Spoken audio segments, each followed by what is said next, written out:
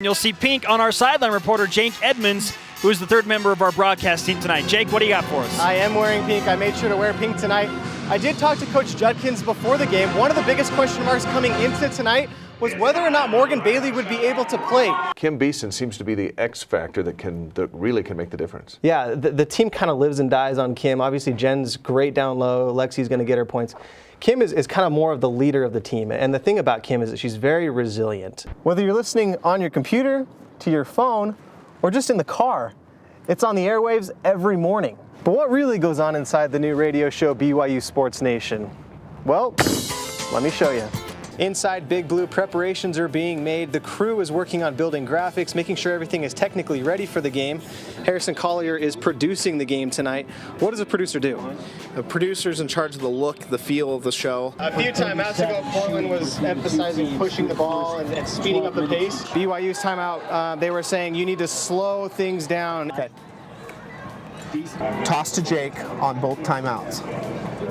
Let's go to sideline reporter Jake Edmonds. Jake, what'd you find out during the last timeout? Yeah, I've noticed a difference in strategy so far in this game. Portland, a couple timeouts ago, they were trying to push the pace. BYU, on the other hand, said to slow things down. The fact that they made it to the Sweet 16 again this year without Jen Hampson, and then that she's going to be back next year with Whitney Young.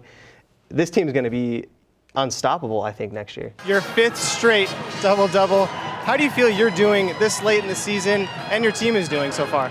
Yeah, I think me and my team are peaking kind of in the end, and this is what we want. Now we go to the third member of our broadcast team today, Jake Edmonds. Yeah, Spencer, you talk about that heartbreaking loss last week.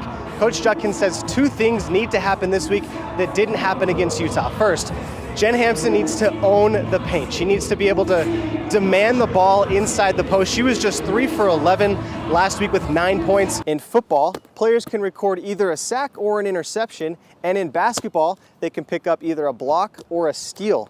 But in soccer, there are no official defensive stats, making it hard for players to be recognized. Coaches this morning were anxiously awaiting these. It's a national letter of intent from recruits all across the country.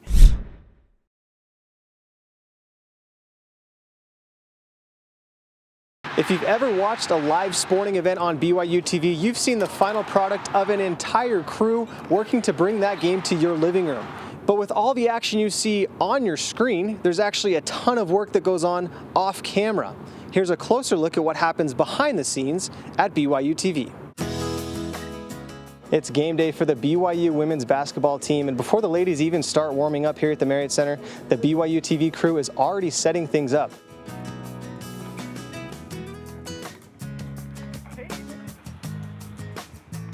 Meanwhile, back at the broadcast building, our very own Spencer Linton is prepping for the game tonight. He's going to be calling the game.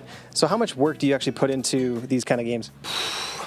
I would say, depending on the game and the scenario, how many people are going to be working and are involved, probably between 6 and 8 hours of just preparation. You kind of have to do a mass preparation, and then you probably use, 10 to 15% of everything that you study.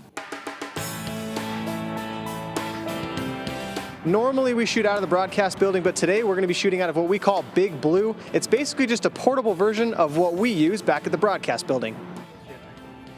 Inside Big Blue, preparations are being made. The crew is working on building graphics, making sure everything is technically ready for the game. Harrison Collier is producing the game tonight. What does a producer do? The producer's in charge of the look, the feel of the show, in charge of the making graphics that help tell the story of what people want to know about the different athletes. I'm also in charge of calling different replays and showing the different looks that the viewer will see at home. It's the Portland Pilots and BYU Cougars next on BYUtv Sports. Our sideline reporter, Jake Edmonds, who is the third member of our broadcast team tonight. Jake, what do you got for us? I did talk to Coach Judkins before the game. One of the biggest question marks coming into tonight was whether or not Morgan Bailey would be able to play. A few timeouts ago, Portland was emphasizing pushing the ball and speeding up the pace. BYU's timeout, they were saying you need to slow things down, including shooting the ball, free throws, just slow everything down. Okay. Decent shot. Be ready, voice of Jake. Toss to Jake on both timeouts.